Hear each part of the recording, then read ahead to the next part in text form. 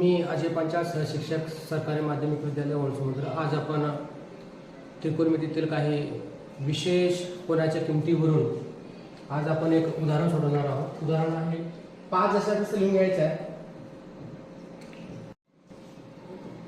गुणिले cos square 60 म्हणजे cos 60 ची किंमत बघायची आहे। cos आणि 60 ची किंमत आहे 1/2 1/2 त्याचा वर्ग प्लस त्याच्यानंतर 4 लिहायचा आहे गुणाकार sec 30 म्हणजे इथे sec आहे 30 ची किंमत आहे 2/√3। ह्या sec चा वर्ग असल्यामुळे ते वर्ग लिहायचा आहे।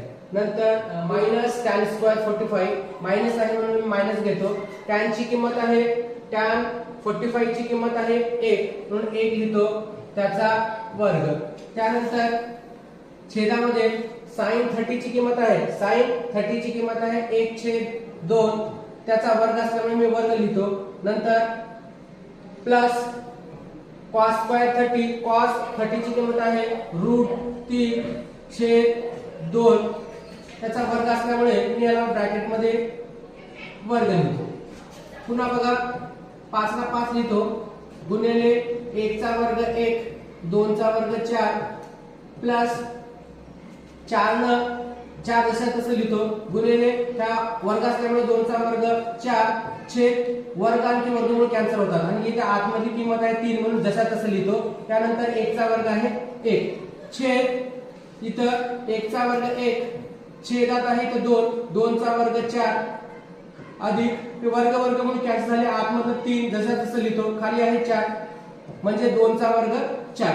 त्यानंतर 5 हे इथे जाऊन गुणाकार होईल 5 एका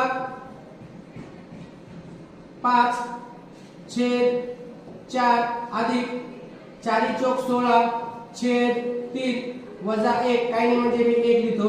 त्यानंतर खाली बघा दोन्ही छेद सारखे म्हणून वरच्याची देखील बेरीज होते 1 अधिक 3 म्हणजे 4 खाली 4 दोन्ही सारखे पण कॅन्सल झाले 1 आलं मग खाली सगळे निघून जाणार आहे खालच्या छेदामध्ये असणार वरचंच राहणार आहे। आता वरी बघा 4 आणि 3 आहे याची मी लसावी काढतो 4 आणि 3 ची लसावी आहे 12 4 चा पाडा वाचा 4 त्रिक 12 3 ने मी 5 ला गुणाकार करतो 5 त्रिक 15 अधिक पुन्हा 3 च्या पाड्यामध्ये 12 3 चौक 12 चौक म्हणजे 4 ने ह्या 16 ला गुणाकार केलं 16 चौक 64 लिहितो। त्यानंतर वजा 1 ला 12 ला गुणाकार केला 12 हे 12 आहे का 12 अशा प्रकारे आपल्याला मिळते।